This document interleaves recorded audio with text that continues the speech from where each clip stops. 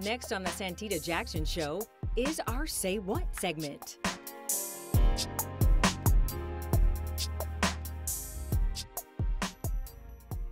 Welcome back to the Santita Jackson Show. I want you to call that number that you see on your screen and let us know what you think about the show, what you want to hear about, what you hear here this afternoon. And reach out to me on the Santita Jackson fan page because we want to talk about this topic right now. Say what? The hot topic of the day. You know it's hot. Yes. Black men in Hollywood. Is there an agenda to feminize the black man in Hollywood? So, okay, there's only one guy here, ladies. So let me start with Pastor D. Alexander Bullock. Do you think that you are a man? You started off, what did you say, Attorney Bernard? Well, I mean, that's not a fact and evidence, but we can assume that it is. I don't think any of us can testify to that. No. So what she was saying that biologically, we all start off female, but you said bibliologically. Yeah, biology says that we all start off female, but bibliology says the woman came from my rib. And I love the way the set is set up because I have a woman on this side and a woman on that side. And the Bible says God made Adam go to sleep and pulled the woman from the side. So, I mean, the way the set suggests that even the Bible is right. And the man, we have to get back to affirming men, especially black men. We've got to stop trying to feminize, demonize, downgrade African-American male authority and achievement. Is that what you see in Hollywood? Hey, look, don't get me wrong. Everybody has to get paid. Rakim said, I don't want to dream about getting paid. So I understand putting on a dress to make some money. Lose your soul. Whoa. I understand putting on a dress to make some money.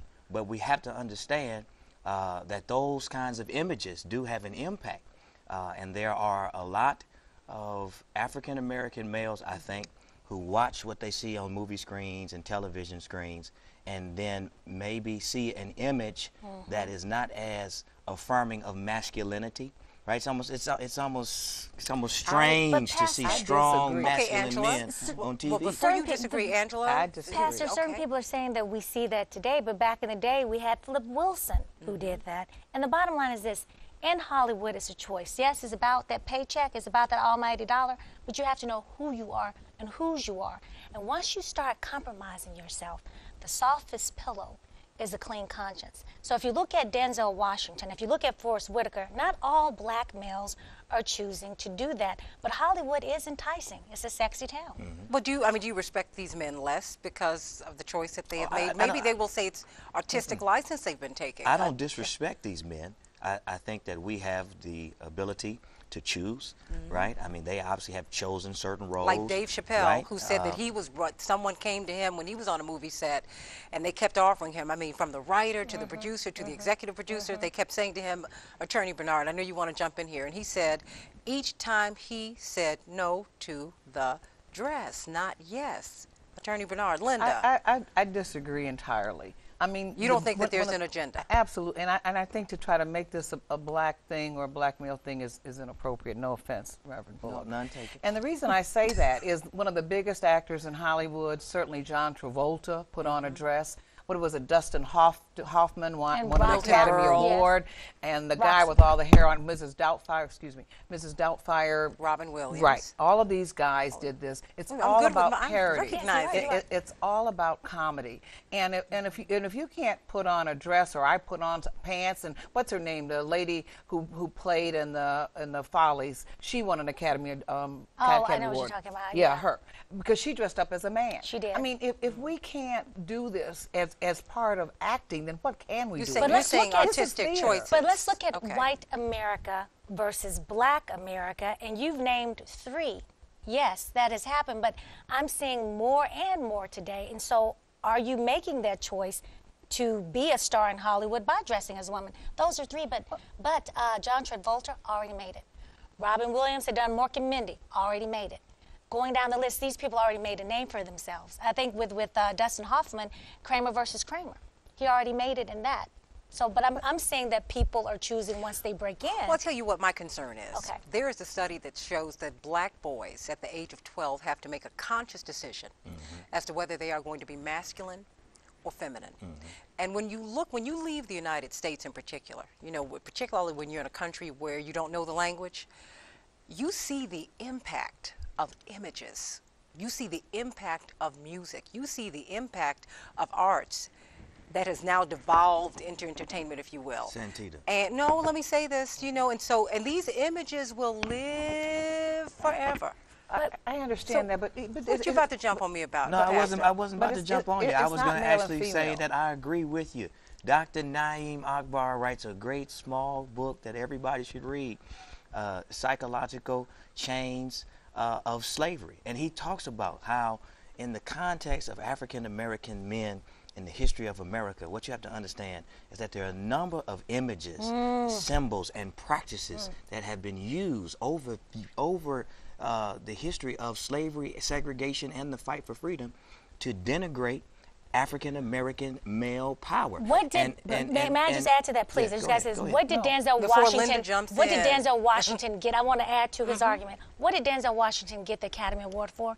Acting as a thug cop in Training Day, instead of getting the Oscar when he should have in Malcolm X. Right. Well, that was brilliant. Everyone agrees with that, but I think that there's a different divide now. I mean, men now, Santita, are metrosexual. I mean, men do many of the same things that women do. They get their nails done, they get their feet done. They even, if they have bushy eyebrows, they have their eyebrows waxed. They even get parts of their bodies waxed and everything. They want to be soft. Their skin. I mean, we object if a guy's sort of rough, dry, and everything. Now, Reverend Bullock may not like that sort of keen sort of grooming that you see with men from their beard, look at this, everything else. But I'm just saying that here. there's nothing wrong with that. I'm just saying that. No, I'm just saying that the new man is a new man. I mean, but when we talk about images in Hollywood, I don't want him that new. But I hear may I ask this? all those special effects on a man. New man? It's just that's a little bit too much. I want to ask this though. We have 7 out of 10 black babies are born today out of wedlock. So are these young black males, 7 out of 10 black babies are born out of wedlock today. So we're talking about the images of these black males on television. Are the 12-year-old boys choosing these images on the air because they have no father in the home?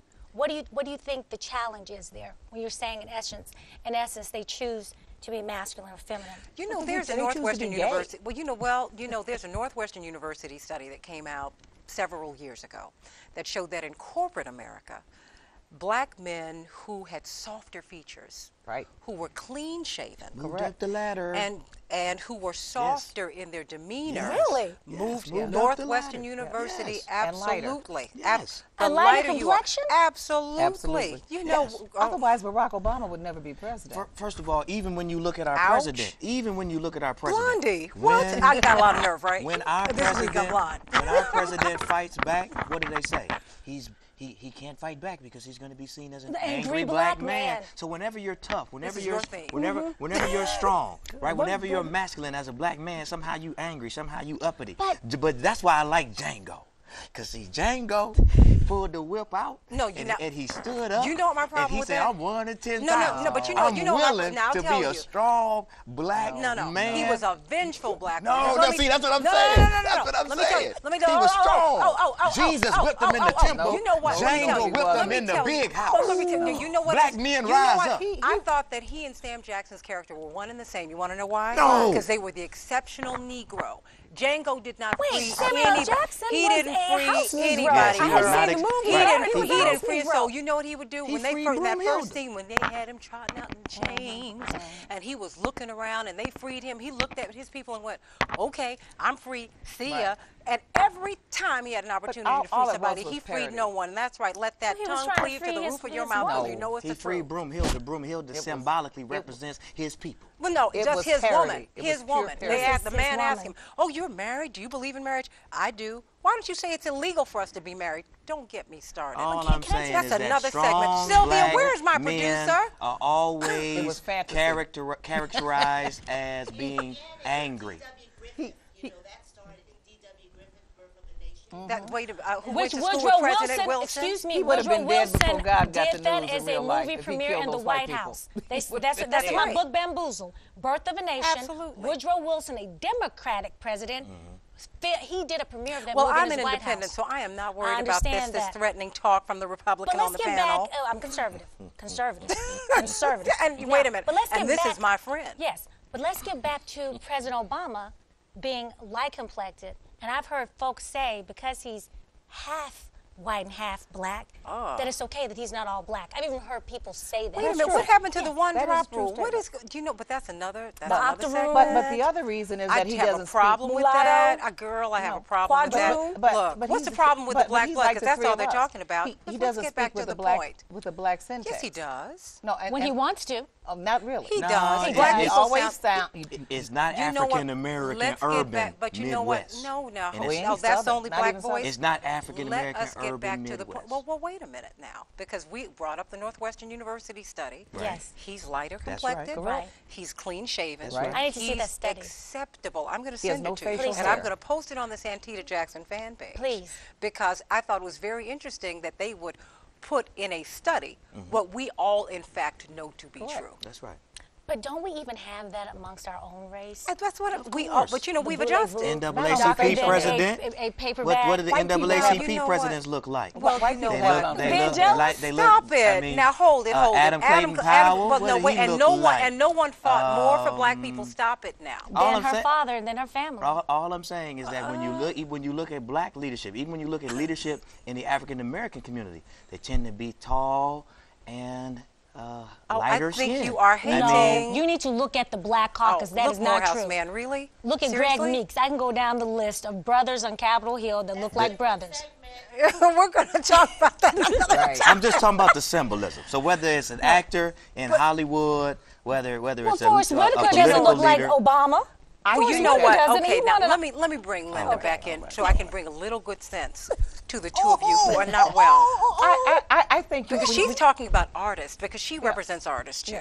When you demonstrate your versatility in terms of your talent and ability, I mean, there should be no downside to that. To me, that's not a black-white issue, and I think that's unfair to discuss that or say that with respect to those actors who've done it. It is funny. It is funny. So and those I images like to don't laugh. have impact. Those I don't images think so. don't have Are you impact. saying, You know what has a that we greater need to be impact, free enough? Santita? Okay. Yeah, are the fact that there's so many young gay males now. I mean, straight out gay. I don't think the image of them dressing up as Mrs. Doubtfire or anything makes white people or black people, more inclined that way. I think it's the acceptance, the change in America right now, and what the president keeps talking about, of course, is gay people and gay rights. You can love who you want to love. I think that kind of rhetoric, that kind of discussion is what's moving them forward. I don't think it has anything to do with somebody putting on a dress for purposes of a movie and someone thinking that's real. Well, no more than if you dress up as Cinderella. Well, I do that every day. I mean, you are Cinderella for purposes of the film. Well, I think you're talking about artistic license, and we're talking about really the choices that people make that impact our lives. And so when we come back, I want you all to come back so that we can talk about this, because strengthening our youth, our children, be they male or female, masculine or feminine, is really the point, and not having them destroyed by some outside force. It's something to think about.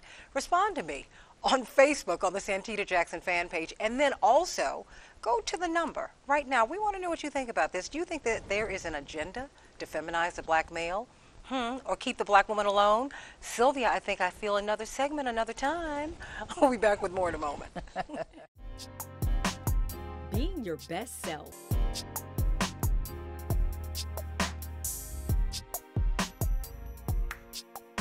Being your best self. Men on relationships, what do they think? Not what do we think they think, but what do they think about online dating? You've got eHarmony, the Christian online dating websites. What do you think about that? Bankalay Thompson, editor-in-chief. Ooh, the top man at the Michigan Chronicle, one of our leading black newspapers. Of course, he's on public radio here in Detroit, public television. He's THEMAN. Imam Dawood Walid, I just adore you. Oh, my goodness. And so we'll be getting another perspective, the Islamic perspective, which I think is really important. Pastor D. Alexander Bullock, brilliant civil rights activist, pastor. Would you like me to start with you, Pastor Bullock, because I'm eyeing you? I'm ready. Oh, my goodness. My. What do you think about online dating? I mean, what do men think about that? Well, I don't know what men in general think, but I think that we do use Facebook, we do use social media, Twitter, we do use eBay to buy and sell things. The computer is a tool, and why should we be limited to people that we meet face-to-face or in public spaces. I mean, you can meet people online, and I think it does work for some people. So I think it can be an asset. It can be a tool. A lot of people have found their soulmate online. Of course, you have to be careful, though, because you could become whoever you want to become online. So you might be into those pictures. You might be online talking to another man, and you think it's a woman, or you might be online talking, I don't know, to whoever you're talking to. So you have to be careful. You have to vet the site, right? Obviously, you have to use wisdom. But I think, you know, love is a great thing, and anything that's going to help somebody find love, I know we want those tools in the toolbox. Oh, Imam Dawood Walid, what do you think? I mean, what do you think about online dating? I think a lot of it is really online trickery, and I think that in many cases with brothers, and I can't say it as a whole, obviously I want to generalize, but there are so many single black sisters in the churches, in the mosque, at the university, at work sites. So really, if a brother has to go on Facebook or Twitter to find himself a significant other, to me really it shows a sign of a lack of social skills, because women out here they're everywhere, and if a brother halfway has this stuff going on and can just hold an intelligent conversation, he should have no problem finding more than one female who is eligible that he can talk to and get to know before he singles it down to one specific female. I knew you would make the most sense. Get off this set. Bankole. The most sense? Yes, he's making more sense than you. More options. Online equals more opportunity. Okay, my polyamorous one. Just kidding. You know I love you, Bankole Thompson. And I've been married for 6 years. That's right. Oh, boom. That's right. But in all seriousness, you know, what do you think about that? Because you have advice, an advice segment in the paper, and all of that. What do you think about this new phenomenon? I think there's a pros and cons to online dating. I think it could be risky because you don't know who you're meeting online.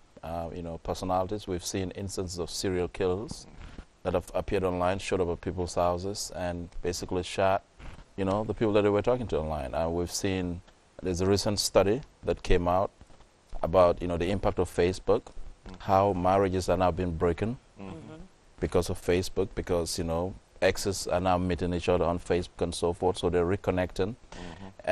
But there's also cases where people have found true love online. I mean, they've met, their soulmate, like Reverend Bullock said. So there's a pros and cons. I think if you're involved in it, you just have to be very careful about what you're doing. And you have to be you don't just have to take into what you see, especially when you can't really see that individual face to face. You're only going by what they've been told, what that person is telling you online. So, where are you from originally? Gambia, West Africa. Okay, the reason I'm asking this is because you are from the old country for us. And you have, the family is so prominent and it's so together. You don't marry strangers typically in Africa. Well, in the first world, place, right? Yeah. I mean, you know people, and so this is as bringing that perspective. What do you think about online dating? Well, look, I mean, how would a Gambian? Well, it's online dating is taking its roots in Africa, but it's not that popular, it's not that prominent, and it's coming bit by bit because of what we call Western infiltration. Infiltration of Western culture. Infiltration never sounds good, Bankole. Well, yeah, I mean, it was infiltration of Western culture, but I think, like you said, you never marry strangers. In fact, you're told you never eat at a stranger's house in the first place. So, but we also understand that we live in a society that is evolving, and civilization is evolving, and social media and what we see today, new media, is part of that civilization, it's part of that evolution of civilization, and it's stretching out across the country, it's stretching out across the world, so we have to embrace those tools. And I think, we cannot dismiss individuals who have found true love online. I mean, it's not only here within the parameters of the United States, but across the world. I mean, there are people that have found true love online. Yet, notwithstanding, I mean, it's a very risky, I did not find my wife online. I met my wife at an event. Let me say this, though.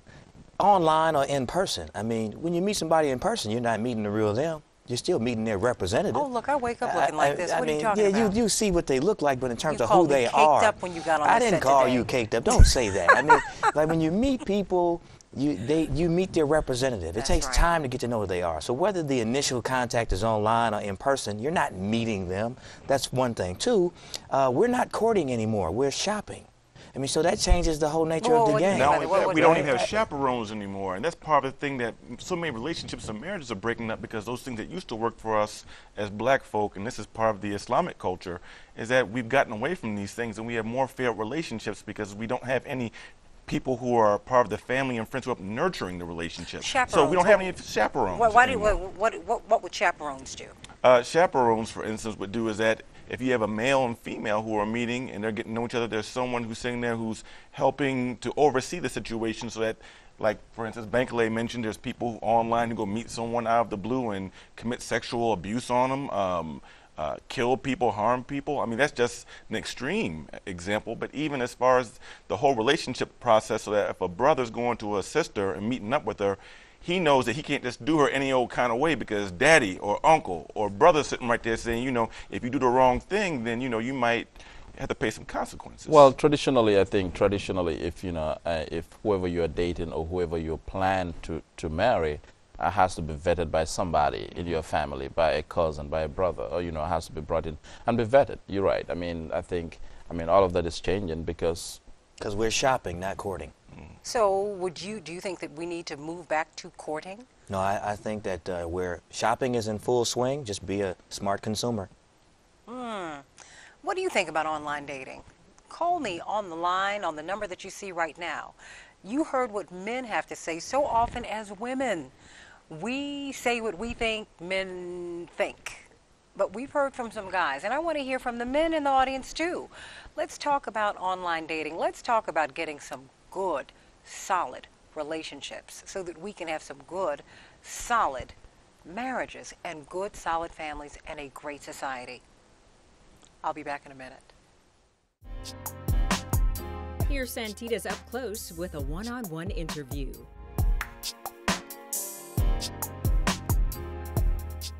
Welcome back to Up Close with Angela McGlowan. Very dear friend of mine. She is someone who has been shepherding me as I joined the Fox News family, and something that I never thought I'd do, doing political commentary.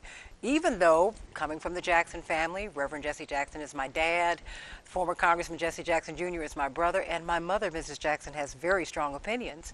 I never thought I'd do this, and I was quite nervous when I started. And I thank God for you, Angela, the author of the best-selling book, Bamboozled, for taking me by the hand and really helping to guide me, just Santita. in television and just really, you've been a wonderful friend. And that's why I wanted to have you on here today, because you don't see that many, I hate to say it, women can have problems helping each other. Yes. And in corporate America, many African Americans are too frightened Yes. to help somebody. You're very different. Why? By the grace of God. I'm the youngest of 5, and my father worked heavily in the civil rights era. My father, Reverend James Thomas McGlowan, passed away when I was 12 years old. But Santita, he instilled so much in me. It was because of my father that we got the first black high school in Hernando, Mississippi. In Shannon, Mississippi, they didn't even have a football team at a black school. My father created that. And before God took him home, he was an assistant to the warden at Parchman Prison. And before my father went there, we still had people on chain gangs. My father created a choir at Parchman Prison, a rodeo at Parchman Prison. He gave people tools to build the house. So all of my siblings, we all help people. And my daddy said, you cannot solve all the ills in the world, but brighten the corner where you are, and don't be afraid. You're protected by the blood of the Lamb and the word of your testimony. And as long as you know that you're right, right will follow you. Another thing he said is keep your eye on the prize and the world ahead, and success will crown your efforts. So by helping others, you help yourself. But you know, you're a groundbreaker too, because as many African Americans are in the Democratic Party, Yes. You are not. And no, I mean, you know, It's this a is funny something. story, yeah. You know, I don't take issue with that. You know that. Yeah. But you don't mind so publicly just not being where everybody else is. I mean, how can you be a Republican, particularly now? And that's why I wrote Bamboozle. But like you said, earlier we were talking, you said you're an independent. My father was an independent. He was never Democrat or Republican. My mother's a Democrat, but in one campaign, because of the abortion issue, she even voted for George W. Bush because she's one of those one-issue voters. When I was a little girl, I saw my father watch Jimmy Carter in a speech. And then later, he was watching Ronald Reagan, and I saw him acknowledging. And I said, wait a minute, Daddy, I thought you liked the other guy. He said, Angeletta, that's what he called me. He said, only in America can a peanut farmer and an actor become president. You can be whatever you want to be. So I decided to be a Democrat. I was a Democrat. I thought I was liberal, just as conservative as I want to be. So when I moved from Mississippi to Washington, D.C., and it was the murder capital of the world per capita at that time, and I saw some of our black leaders all on one side, I'm like, wait a minute. Just call me Spook who sat by the door, okay? Because I'm going to take from there and give it to here. But the only way that we can do that is by being on both sides. We cannot be beholden to one party. And a lot of people say that they don't like politics. Politics was mentioned in the Bible. And this is our system. And if we're going to be able to defeat the system, we got to work within the system. So I wrote the book Bamboozled so people would know the history of both parties. If you don't know your history, if you don't know where you've been, you don't know where you're going. So that's why you're inspiring me to write a book so I can help to balance out your thing. I can give people. In my book Bamboozle, and each chapter is based on a chapter in the Bible. It's a spiritual book, and what it is, I've interviewed so many. Even your brother interviewed him in the book. Leaders. So this is in my own opinion. Everything in there. Did you misrepresent anything that he had to say? No, I did not. I put everything down in a black and white. Black and white. Oh, okay. But did you build something awful around? No, I did not. He gave me a really great quote. Sure. Because absolutely. he even said that the party of the KKK was a Democratic Party. Which it was. Absolutely. But the bottom line is this. Don't be beholden to one. Know where you're coming from. Know about policy and make an educated choice. Well, you're just saying, really, your thing has always been be beholden to God. Someone asked you when you were about to take a big job. Yeah. Someone asked this lady, are you going to be committed to this job? And you said, I'm not going to sell my soul to the company store. Well, you're committed to God. And I appreciate that and respect and love you for that. Because I felt that even when we have some political disagreements, because we don't disagree on, we don't disagree on everything. Lot. Well, no, we don't. The fact is, you're someone for whom I have a lot of respect, and I appreciate that, and I want you to come around here much more. I will. So we can hear your crazy thoughts. You know you love me. I love you, girl. I love you. I love you, Angela McCloud, everybody. More in a minute. If you have a question, an idea for a show topic, or just want to leave a comment, log on to Facebook and visit the Santita Jackson fan page. And don't forget to follow her on Twitter at SantitaJ. Thanks for watching this edition of the Santita Jackson Show.